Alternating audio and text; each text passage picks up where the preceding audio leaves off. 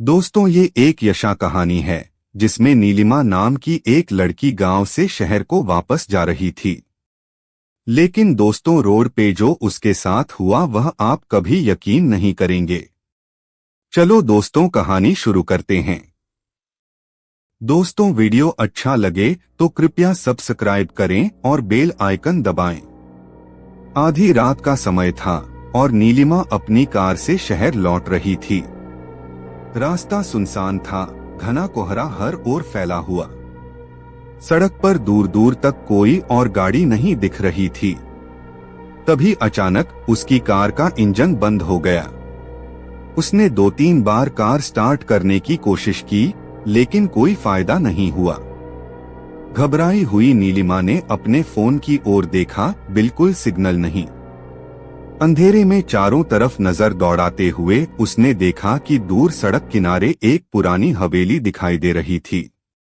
उसके पास और कोई चारा नहीं था, इसलिए वो पैदल हवेली की ओर चल पड़ी।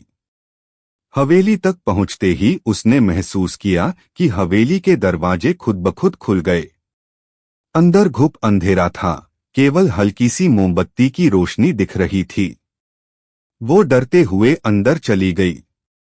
अंदर घुसते ही हवेली की दीवारों पर अजीबोगरीब चित्र बने हुए थे। हर चित्र में एक ही चेहरा था, एक औरत जिसकी आंखें सीधी नीलिमा को घूर रही थी। वो जैसे ही आगे बढ़ी, फर्श पर किसी के चलने की धीमी आवाज उसके कानों तक पहुंची। उसे लगा कि शायद कोई और भी यहाँ है। हवा अचानक ठंडी हो गई और दरवाजे खुद ब खुद बंद हो गए। नीलिमा ने मुड़कर दरवाजा खोलने की कोशिश की, लेकिन वो बंद हो चुका था। अचानक उसे सीढ़ियों से किसी के उतरने की आहट सुनाई दी। धड़कनें तेज हो गईं। उसने हिम्मत जुटाकर ऊपर देखा तो एक साया धीरे धीरे सीढ़ियों से उतर रहा था। साया काले कपड़ों में लिपटा हुआ था और उसकी आंखें अंधेरे में चमक रही थीं। नीलिमा कांपते हुए पीछे हटने लगी। तभी हवेली की दीवारों पर टंगी वो तस्वीरें बदलने लगीं। अब हर तस्वीर में नीलिमा का चेहरा था। वो बुरी तरह से चीख पड़ी और अचानक एक ठंडी हवा का झोंका आया, जिसने उसकी चीख को दबा दिया। जब उसने आखिरी बार मुड़कर देखा, वो साया ठीक उसके सामने था। उसकी आंखों में अजीब सी चमक थी, मानो वो नीलिमा की हर हरकत को पहले से जानता हो।